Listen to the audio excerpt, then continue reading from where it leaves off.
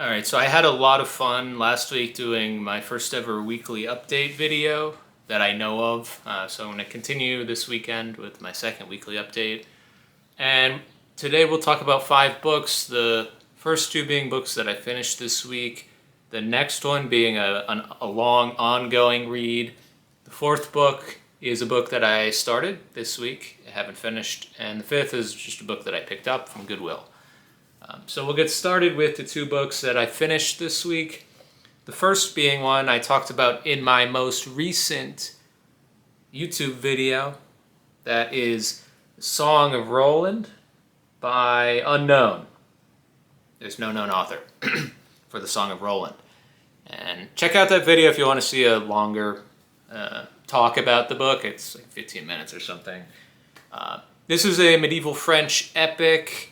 It heralds back to, it was kind of written down in the 11th century AD, and the final updates were added to it around like 1115 AD in France. But it heralds back to a disaster that happened during the reign of Charlemagne, in which the rear guard of Charlemagne's army was crossing the Pyrenees and they were set upon by an ambush. And a lot of Frenchmen, Frankish people at that time died, including main character Roland. And this recalls that battle of some propagandic twists that change some of the players and make this a more epic, a more comedic, just ironic.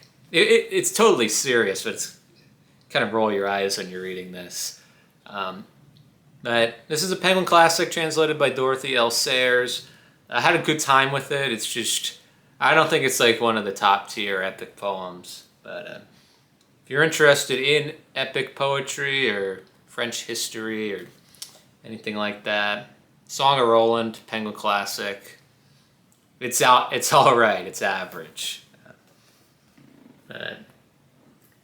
Next book that I finished is not a novel or a nonfiction book.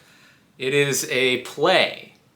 And this play is based off of one of, if not the greatest novels of the 17th century, or one of, if not the greatest novels ever.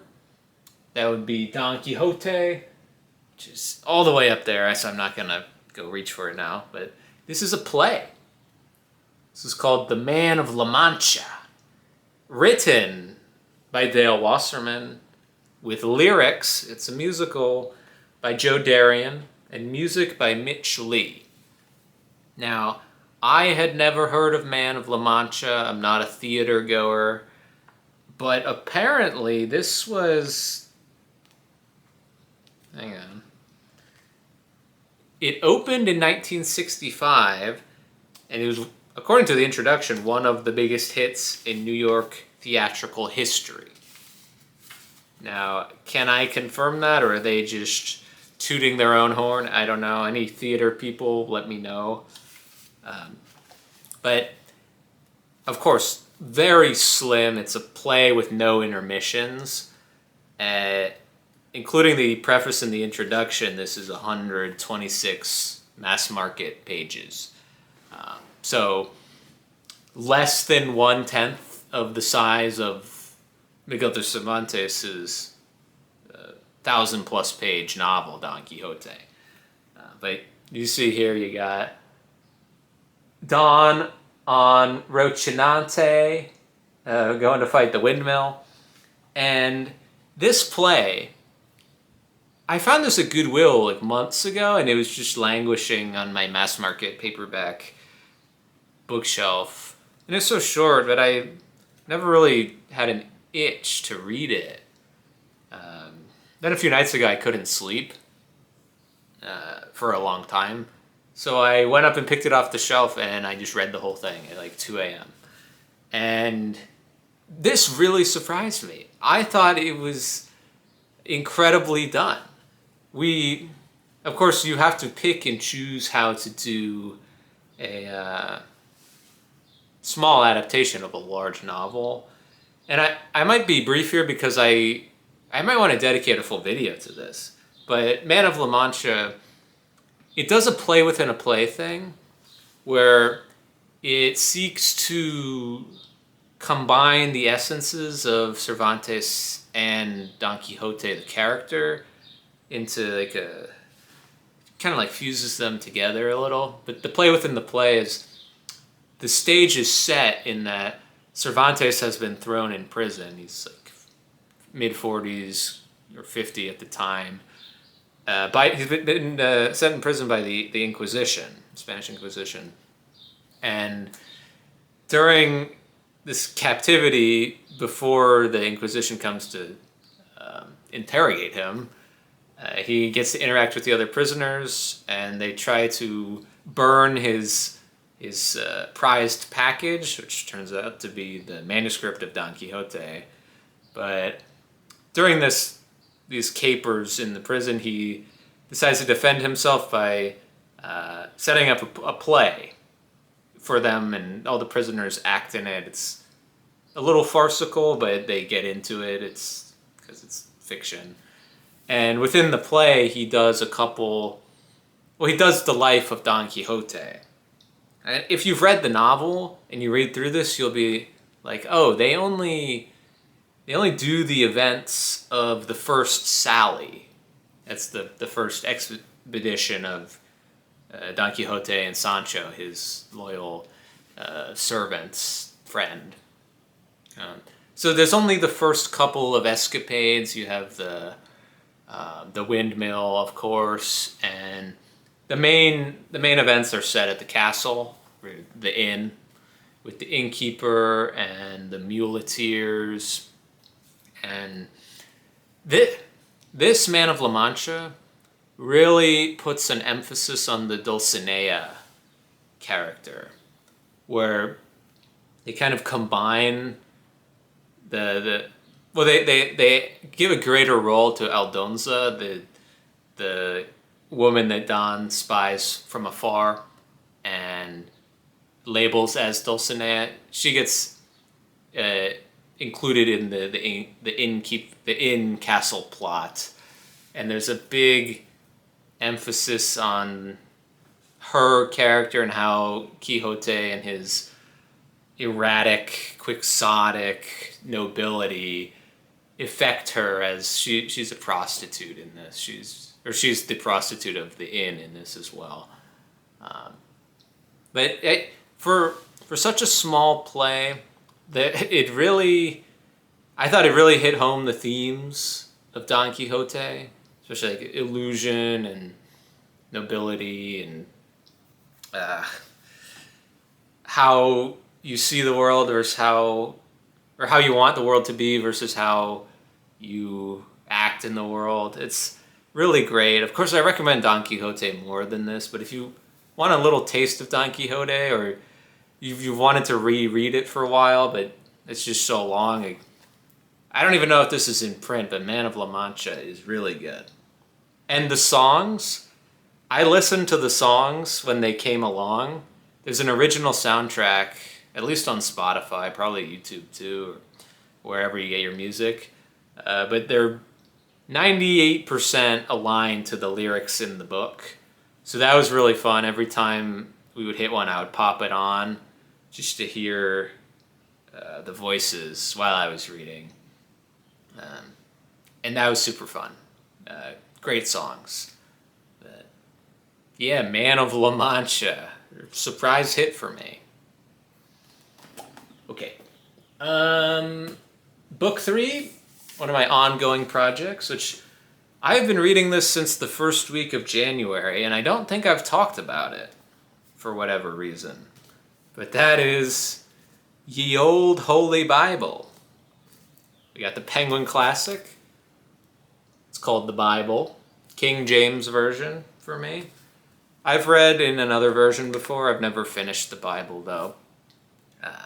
But I started in January, and I'm here.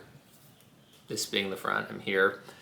I just finished, or I'm in the middle of the book of Chronicles, the first book of Chronicles in the Old Testament. Now, I'm not going to get into the Bible or the history of the Bible or whatever. This past week, I read probably Kings 1 and Kings 2. Those are two books of the Old Testament.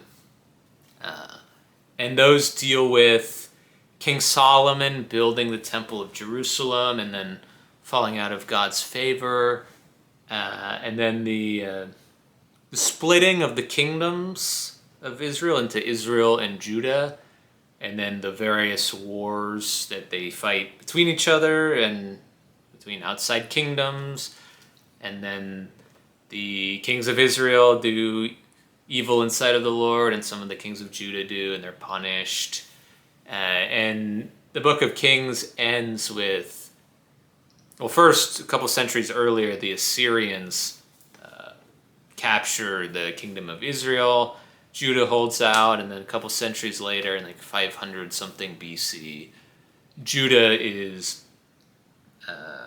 conquered by Babylon and Nebuchadnezzar. So that's where I ended off this week's reading. For reference, I'm 500 pages into this almost 2,000 page book. So I'm a quarter of the way there, which is exciting actually. That's at the Bible. Ongoing project, secret project. Okay. A book I started yesterday, this will probably be another ongoing project, but that is Bulfinch's Mythology. Thomas Bulfinch, in the 19th century, wrote a big old work of myth. This combines he wrote three separate books of myth, and it was combined into Bulfinch's Mythology. This includes the Age of Fable, the Age of Chivalry, and the Legends of Charlemagne. So the Age of Fable, mostly Greek and Roman myth. The Age of Chivalry, mostly Arthurian legend. The Legends of Charlemagne, curiously not like Song of Roland related, but these are he goes after the Italian ballads, like Orlando Furioso and some other guys. I think that those are the sources he draws on for the harkening back to Charlemagne's time. But it includes a lot of the events, I think, from Song of Roland, or talks about Roland, of course, because Roland is Orlando. But yeah, I actually just started this yesterday. So I know a lot of the Greek and Roman myths, but it's nice to get a refresher. And I really love how Bulfinch, wherever he can, quotes from the great English or Western poets like Shelley, Keats, Milton, Dryden, whoever. Like whenever they reference an allusion or something, he'll quote the poem or wherever they wrote about this mythological character or this event or something. So I'm 50 pages in right now. This is 950 pages. It's a big boy. But I'm really enjoying Bulfinch's writing. I think I'm enjoying his writing more than Edith Hamilton, who did Mythology, which is just mostly Greek and Roman myth rewritings. Which I like that as well. And I actually read that last May, so this might be a coincidental like Mythology May thing. So join in on Mythology May. No, just joking. But yeah, having a good time with this. This was on my original 10 hard books I want to read list. And after reading 50 pages, I can tell you this is not a hard book. It's just long. I don't know why I thought it would be hard other than the length. Maybe because it was written in the 19th century. I don't know. But it's not hard. It's very easy to understand. One thing that does annoy me, and I saw this in Samuel Butler's translation of the Odyssey, like you're talking about Greek myth or Greek mythological figures, and you're using the Roman names. I guess that was a trend back then. It's like if you're talking about the Greeks, why not use like they say like Jove or Jupiter instead of Zeus, right? And so on for all the other gods and heroes and such. I'm like, what? You're not talking about the Roman myth that was created like of these separate characters. Like, this is just the Greek stuff. So that was their standard though. So I'm not mad. Like, I know most of the Roman counterparts, but at one point I was confused about who. I think the name was Latona. Gosh, I don't know. Yeah, Latona. The story is Latona and the Rustics. And I was like, who's Latona? And then only at the end it said she was carrying Artemis or Diana and Apollo as twins. And I was like, oh, that's Leto, or Leto, the mother of Apollo and Artemis. And it's like, gosh, why couldn't you have just said that? But, oh well, that's just my minor gripe. So, Bulfinch's mythology, this will be an ongoing read too. I think it's really important as a reader and a writer to know the foundational myths of the Western world. So many people today don't know anything about the present day or the past, and I think I'm one of the believers in intertextuality and literature being a conversation between all books. So I think you can't really have a conversation if you don't have any conversation partners or teachers. So, myth. Okay, and this I picked up at Goodwill. I have no idea about it, but I'm peeling off the sticker now. This is Bushcraft, a serious guide to survival and camping, written by Richard Graves. You can survive in the wilderness with only a knife in this book. Illustrated with drawings and diagrams, recommended in the Last Whole Earth catalog. Robinson Crusoe would have been delighted to find a copy of Bushcraft on his little island. From the Buffalo Courier Express. It shows you how to stay alive in the woods, to find food and water, to build a shelter, to tell time, to make traps, maps, ropes. And I'm not a camper. I don't really camp at all, but I saw that, and it brings up the age-old question of, like, would you survive a zombie apocalypse? Or any apocalypse? And every time I've thought about that in the past, I was like, no, I would probably die immediately, or if I did escape somewhere, I wouldn't know how to survive. I have some gear that I could use, but I wouldn't have it in a pinch, and probably wouldn't know how to use it or survive. So even just like reading some of these entries, like there's a lot of, it's drawings of foods, or this is how you make a camp mattress with sticks. So for a mass market paperback for 99 cents, I was like, fine, I'll take this. Maybe I'll put it in my bag or something so I can read a page at a time or something, just to learn some survival skills. Of course, it's easier to learn if you do it, you practice it. So this is just theoretical knowledge in my noggin. But I thought it couldn't hurt to know a little bushcraft. So that's the book I picked up. Interesting stuff. And, yep, that's it. Thanks for watching. Let me know what you're reading or don't. If you have something good to share, though, always happy to talk about it. So, yep. Talk to you later.